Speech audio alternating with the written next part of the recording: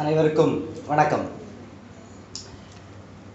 பக்தி இலக்கியமும் சமூக வரலாறும் என்ற தலைப்பிலே இங்கு உரையாற்ற வாய்ப்பளித்த தேஜஸ் ஃபவுண்டேஷன் நண்பர்களுக்கு, என்னை மிக உயர்ந்த வகையிலே அறிமுகப்படுத்திய தலைவர் வாவேசு அவர்களுக்கும் என் நன்றியை தெரிவித்துக் கொண்டு தொடங்குகிறேன்.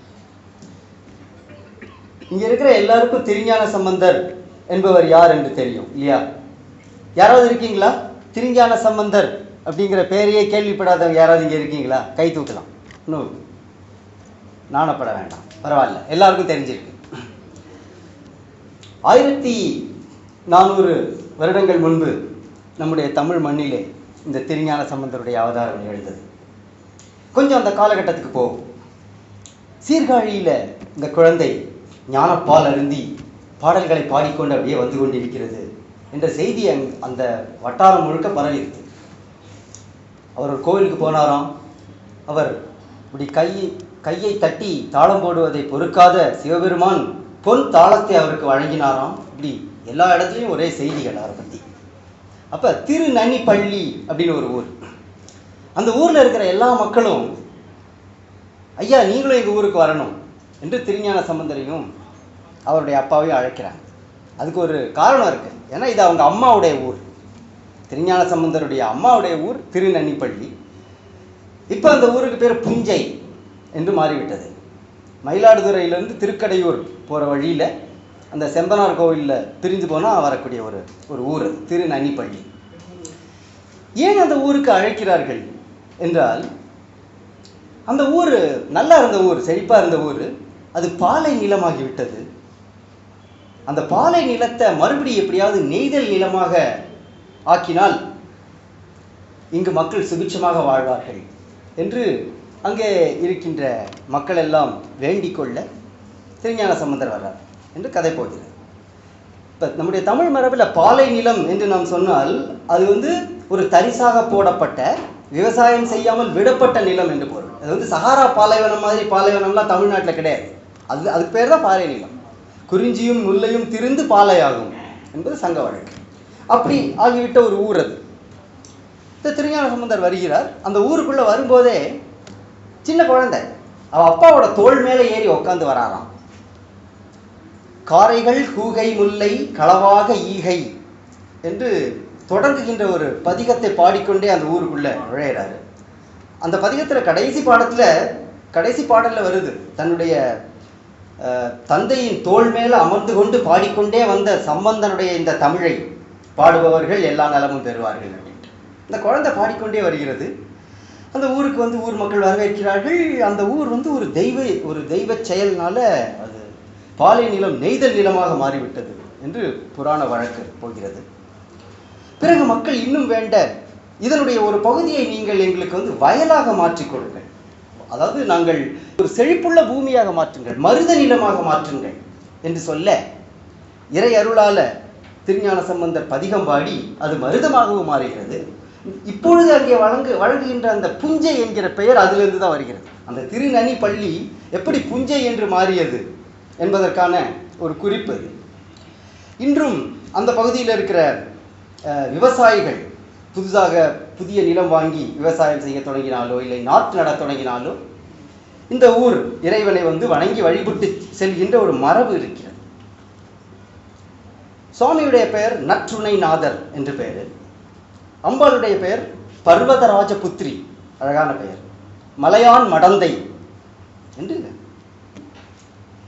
இப்படி ஒரு வரலாற்றை நாம் படிக்கிறோம். சாதாரணமாக நம்ம ஒரு புராணங்களை படித்துக்கொண்டே போகும்போது எத்தனையோ அற்புத செயல்களை நிகழ்த்தி இருக்கிறார்.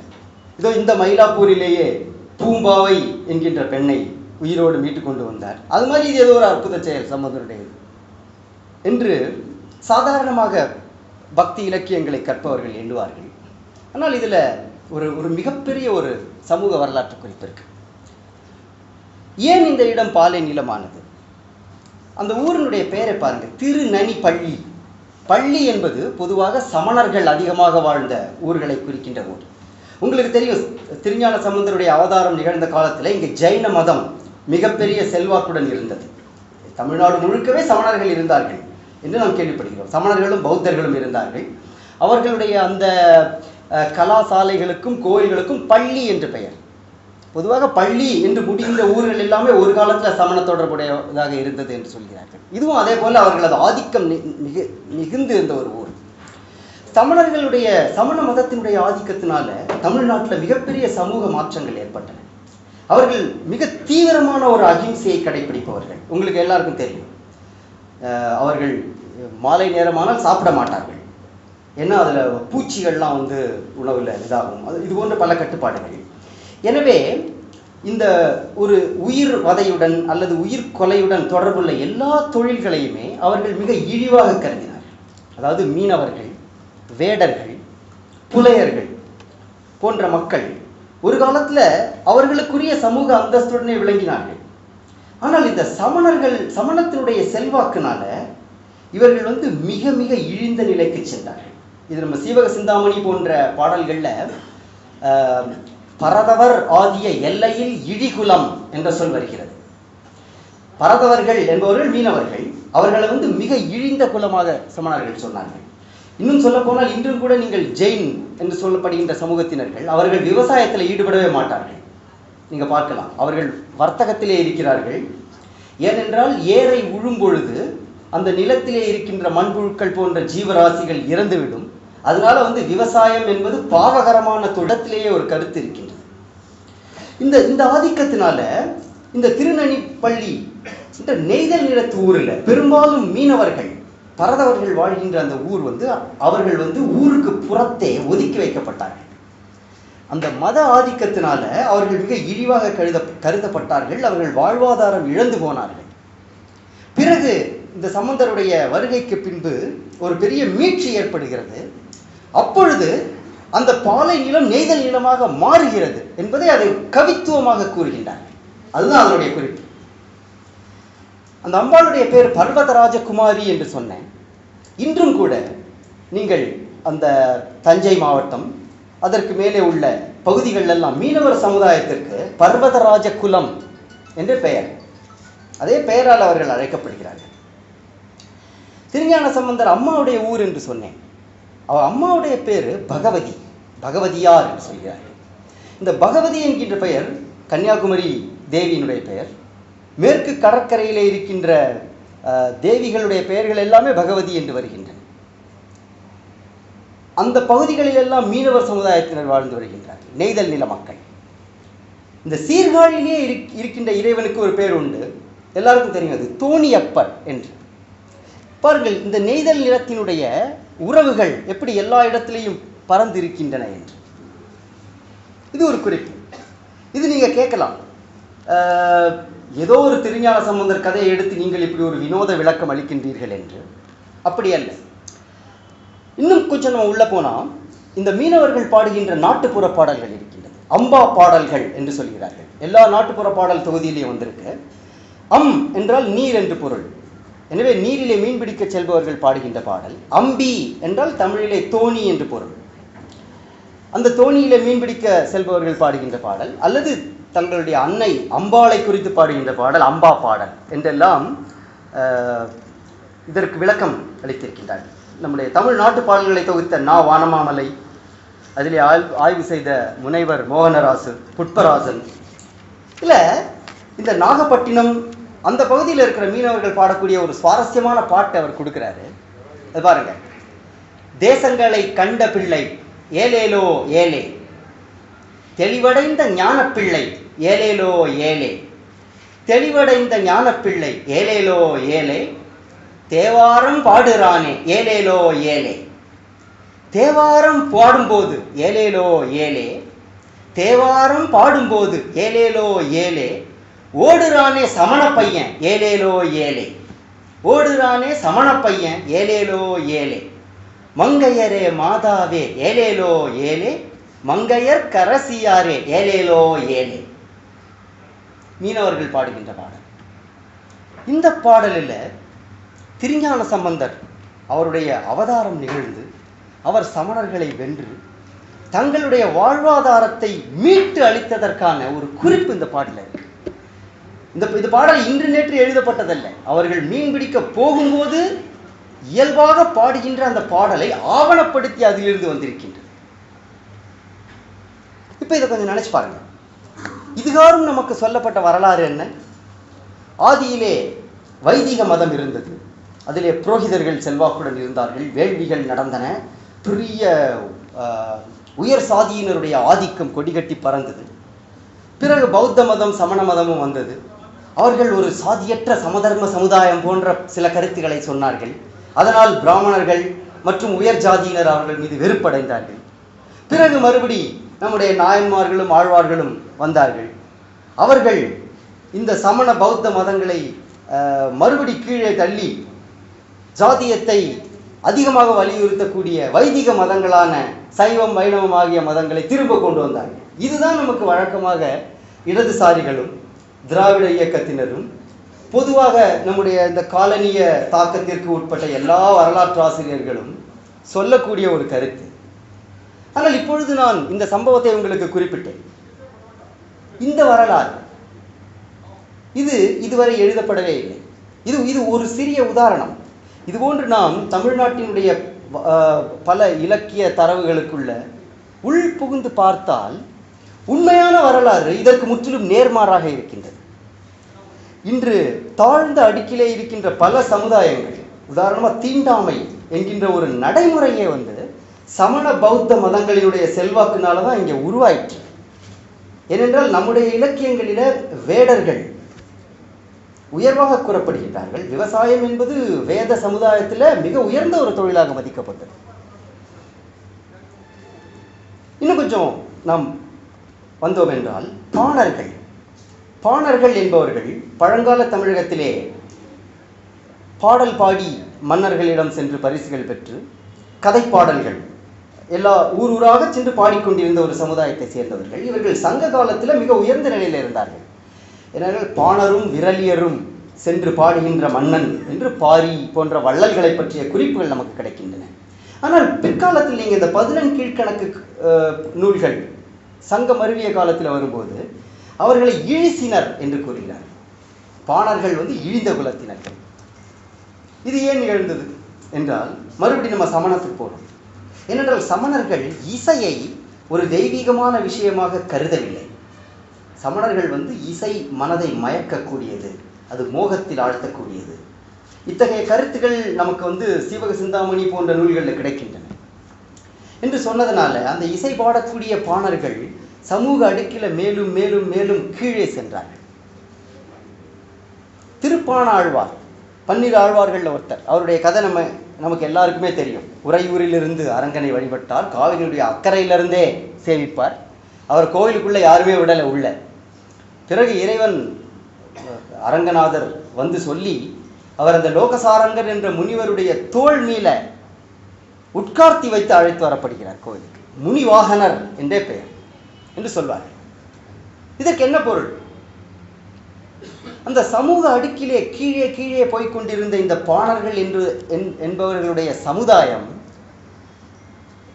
இந்த நாயன்மார்கள் ஆழ்வார்களுடைய வருகைக்கு பின்பு இறை வழிபாட்டில் கோயில்களில் இசைக்கு மிகப்பெரிய முக்கியத்துவம் அளிக்கப்பட்டு அவர்கள் சமூக அந்தஸ்திலே மேலே வருகிறார்கள். அதைத்தான் அது குறிப்பிடுகிறது. எப்படி மேலே வருகிறார்கள் என்றால் அந்த லோகசாரங்கர் என்ற முனிவர் தன்னுடைய தோள் மேலே ஒரு பாணர் குலத்து அடியவனை தூக்கி வைத்துக் கொண்டு வருகிறார். அதில் உள்ள குறிப்பு இதுதான். இதே போன்ற ஒரு செய்தி திருஞான சம்பந்தர் வரலாற்றில் இருக்கு. அவர் பாடிக்கொண்டே போகும்போது திருநீலகண்ட யாழ்ப்பாணர் இன்னொருத்தர் யாழ் வாசிக்கிட்டே போவார். அவரையும் கோயிலில் உள்ள விட மாட்டேங்கிறாங்க. கோயிலின் புறத்தே நின்று தான் வழிபட்டு விட்டு போவார். ஆனால் திருஞான சம்பந்தர் என்ன செய்யறார்? திருநீல நக்கர் அப்படின்னு இன்னொரு வேதியரை சந்திக்க போறார். அவரும் நாயன்மார்கள் ஒருவர். அப்ப என்ன செய்யறாரு? அந்த வேதியர்களுடைய வேள்வி சாலை இருக்கிறது. ரொம்ப புனிதமான இடம், பெரிய வைதிக ஹோமம் நடத்தக்கூடிய இடம். அந்த வேள்வி சாலையில தங்க வைக்கிறார். யார? நம்முடைய யாழ்ப்பாணர். கோவிலுக்குள்ளே நுழையக்கூடாது என்று சொல்லப்பட்ட ஒரு குலத்தை சேர்ந்த ஒரு பாணனை அந்த யாக சாலைக்குள்ள தங்க வைக்கிறார். பிறகு உடனே அதை சேக்கிழார் ரொம்ப கவித்துவமாக எழுதுறார். அவர் அந்த யாக சாலையில் நுழையும் போது தாறுமாறாக எரிந்து கொண்டிருந்த அந்த வேள்வி தீயானது வலப்புறமாக துளித்து எழுந்தது அது அவருக்கு தெய்வமே அதை ஆமோதித்தது போன்று இருந்தது என்றெல்லாம் எழுதுகிறார். இது ஒரு கவிதையில் சொல்லப்பட்டது. ஆனால் இதனுடைய உண்மையான கருத்து என்ன?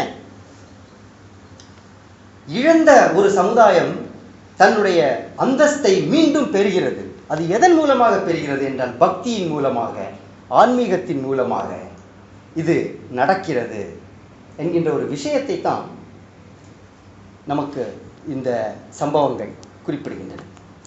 இந்த சமூக எந்த அளவுக்கு என்றால் பிற்காலத்தில் எழுதுகிறார், பாண்பெருமாள் அருள் செய்த பாடல் 10 பழமறையின் பொருள் என்று பரவுகின்றோம்.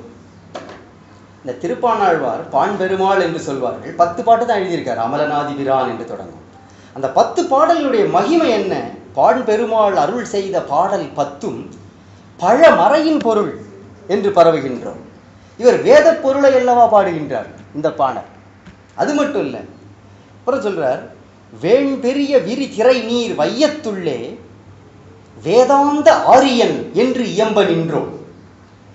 வேண் பெரிய விரை திரை நீர் வையத்துள்ளே வேதாந்த ஆரியன் என்று இயம்ப நின்றோம். திருப்பாணாழ்வாரை பற்றி இப்படி பாடுவது யார் என்றால் வேதாந்த தேசிகர். வேதாந்த தேசிகர்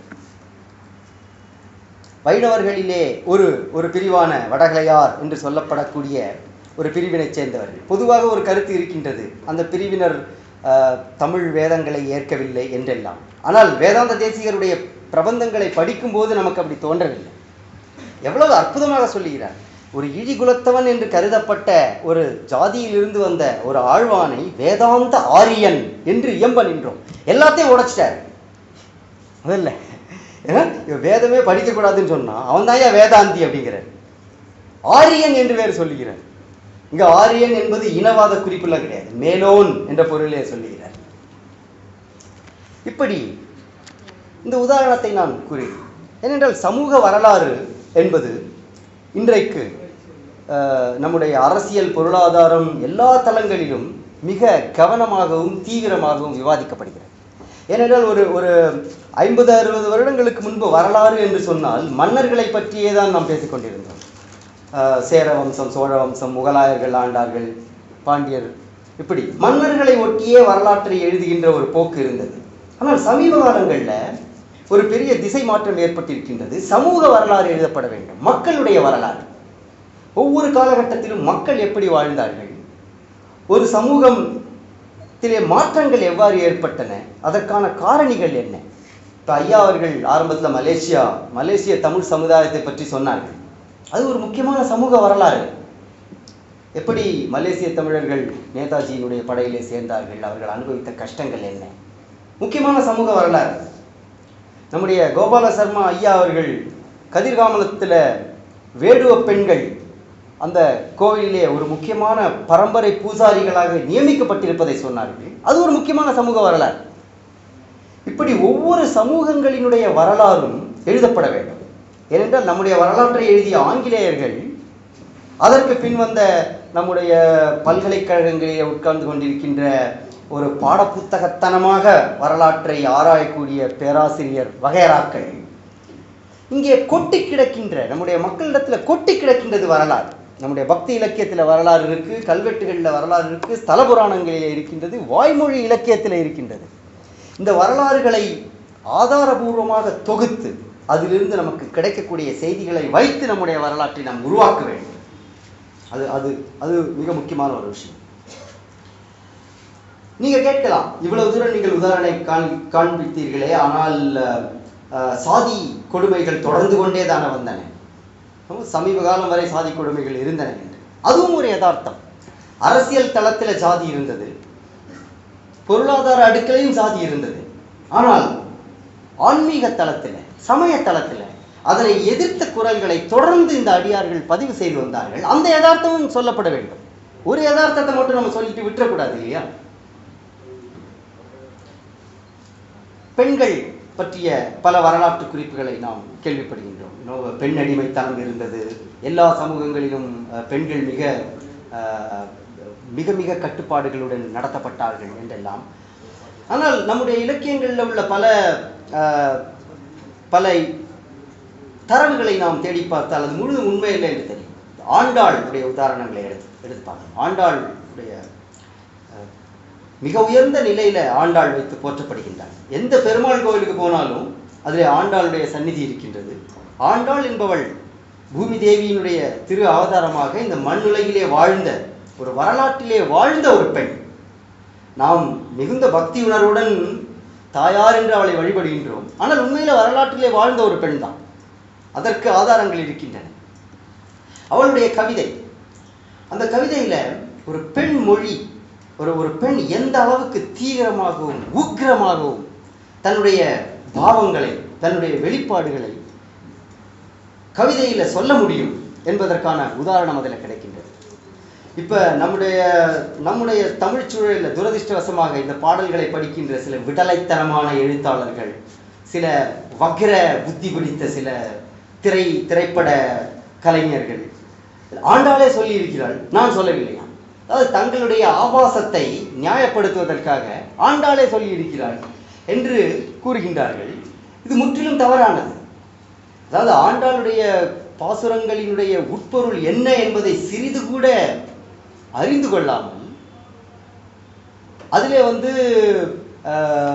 அவள் எழுதியது ஒரு காதல் கவிதை தானே. காதல் கவிதையா அது? இல்லவே இல்லை. இன்றைக்கும் எத்தனையோ புது கவிஞர்கள் இருக்கின்றார்கள். அவர்கள் எழுதுகின்ற சிறுபிள்ளைத்தனமான காதல் கவிதைகளை பார்க்கின்றோம். ஆண்டாளுடைய இதுல காதல் இருக்கின்றது, அதிதீவிர காதல் இருக்கின்றது. ஆனால் அது ஒரு சாதாரண காதல் கவிதை அல்ல. குழலழகர், வாயழகர், கண்ணழகர், கொப்பூழில் எழு கமல பூ அழகர் என்று எழுதுகின்றார். அந்த முதல் 3 வரியை யார் வேணா எழுதிட முடியும். குழலழகர், குழல் என்றால் கூந்தல், வாயழகர், சரி, கண்ணழகர். 4வதா சொன்னார் கொப்பூழில் எழு கமல பூ அழகர் என்று சொன்னார். அவருடைய அந்த தொப்புளில் நாபியில் இருந்து தாமரை மலர்கின்றது, அந்த அழகு என்று சொன்னார். அது ஏன் சொன்னார் என்றால், விஷ்ணுவினுடைய நாபி என்பது சிருஷ்டியை குறிக்கின்றது, படைப்பை குறிக்கின்றது, இந்த ஒட்டுமொத்த பிரபஞ்சத்தினுடைய உற்பத்தியை குறிக்கின்றது, இந்த பிரபஞ்சத்தில் உள்ள அழகுகள் அத்தனையும் குறிக்கின்றது. அந்த அழகினுடைய விதையாக இருப்பது அவருடைய கொப்பூழ் என்பதனால கொப்பூழில் எழுகமல பூ அழகர் என்று சொன்னார். இது ஒரு சாதாரண பெண் எழுதக்கூடிய கவிதையா இது? எனவே நாம் பக்தி இலக்கியங்களை கற்கும் பொழுது அதனுடைய தத்துவ ஆன்மீக அடித்தளத்தை மனதில் வைத்து கொண்டுதான் அவற்றிற்கு விளக்கம் அளிக்க வேண்டுமே தவிர, ஏதோ ஒரு மேலோட்டமான தளத்திலே அதில் உள்ள வார்த்தைகளை மட்டும் பிடித்துக்கொண்டு அது ஏதோ ஒரு சமூக யதார்த்தத்தை குறிக்கின்றது என்பதாக விளக்கம் அளிப்பது முற்றிலும் தவறானது. கடைசியாக என்னுடைய உரையை நிறைவு செய்வதற்கு முன்னால் இந்த பக்தி இலக்கியத்தின் அடிப்படையில் சமூக வரலாறு எழுதுவதில் இருக்கின்ற சில அபாயங்களையும் சுட்டிக்காட்ட விரும்புகின்றேன். ஏன்னால் இது நமக்கு முக்கியம். இந்த பக்தி இலக்கிய தொகுதிகள் ஒரு புராண நடையில் ஒரு மாபெரும் கவித்துவத்துடன் எழுதப்பட்டவை. அதில் நிறைய உருவகங்கள் உண்டு. இப்போ அதிகமாக பேசப்படக்கூடிய இந்த சமணர்களை கழுவேற்றிய ஒரு சம்பவம். திருஞான சம்பந்தர் மதுரைக்கு செல்கின்றார். அங்கு சமணர்களுடன் வாதம் புரிந்து, சமணர்கள் வாதத்தில் தோற்றால் அரசன் எங்களை கழுவேற்றுவான் என்று சொல்ல அவர்கள் வாதத்தில் தோற்று விடுகிறார்கள். இறையருளால் சம்பந்தர் வென்று விடுகிறார். இந்த 8000 சமணர்களையும் கதற கதற கழுவிலே ஏற்றி கொன்றார்கள் என்றெல்லாம் இப்போது மேடையிலே பேசுகின்றார்கள். இது ஏதோ நம்முடைய ஒரு பெரிய ஒரு மத போர் இங்கே நடந்ததாகவும், மிகப்பெரிய வன்முறையை பயன்படுத்தி சைவமும் வைணவமும் இங்கே வளர்ந்தது என்பதாக எல்லாம் கூறுகின்றார்கள். இதே போல தொண்டரடி பொடியாழ்வாருடைய ஒரு பாசுரத்தில் வெறுப்போடு சமணர் முண்டர் சாக்கியர்கள் பொறுப்பரியனகள் பேசில் என்று தொடங்கி அதில் அறுப்பதே தர்மம் கண்டாய் அரங்கமா நகருளானி, உன்னை பற்றி அவதூறு பேசுகின்ற இந்த சாக்கியர் முண்டர் இவர்களுடைய தலையை அறுப்பதுதான் தர்மம் என்று ஒரு பாடலிலே சொல்கிறார். இதை வைத்துக்கொண்டு ஓகே, அவர் ஒரு கத்தி எடுத்துட்டு போயிட்டு வழியில கண்ணில் பட்டவன் யாரெல்லாம் திருமாலை பற்றி பேசினானோ கழுத்தை அறுத்துக்கிட்டே போனாரு. இது எந்த வகையான வரலாறு? இது வரலாறு அல்ல. ஏனென்றால் பக்தி இலக்கியத்தில் நான் முன்பே சொன்னேன், நான் இந்த உரையின் தொடக்கத்திலே திருஞான சம்பந்தரை பற்றி அந்த வரலாற்றை சொல்லும்போது நாட்டு பாடல்களிலும் அந்த செய்தி இருக்கிறது என்பதை எடுத்து காண்பித்தேன். அது தேவாரத்தில் மட்டும் இல்லை, மீனவர்கள் பாடுற பாடலையும் அது இருக்கு.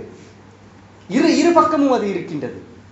எனவே இந்த விஷயத்தை பற்றி நாம் பார்க்கும்பொழுது சமணர்களிடத்தில் 8000 பேர் கழுவேற்றப்படுவதுன்றது சாதாரணமான விஷயமா? கொஞ்சம் நினைத்து பாருங்கள்.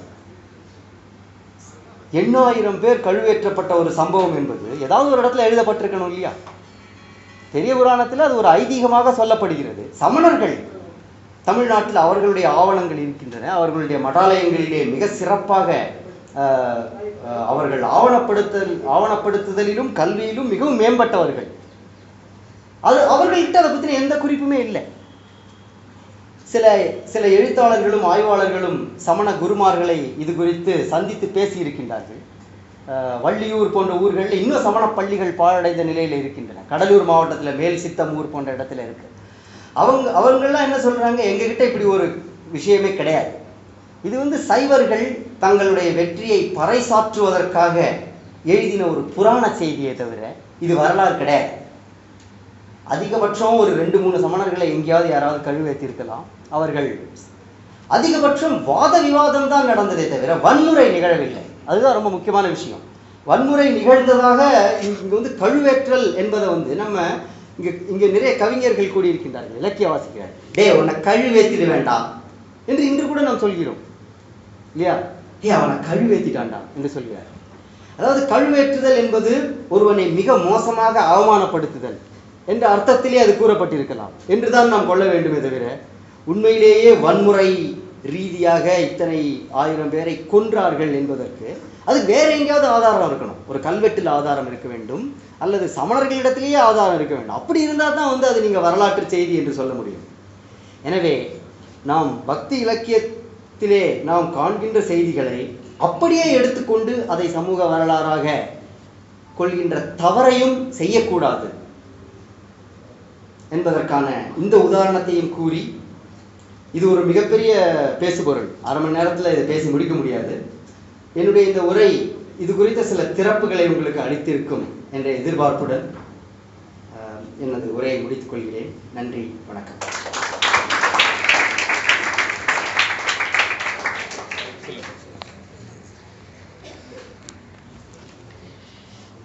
நிறைவுரையாக ஒரு சில வார்த்தைகள் சொல்ல விரும்புகிறேன். முதல்ல ஜடாயு அவர்களை நீங்கள் எல்லாம்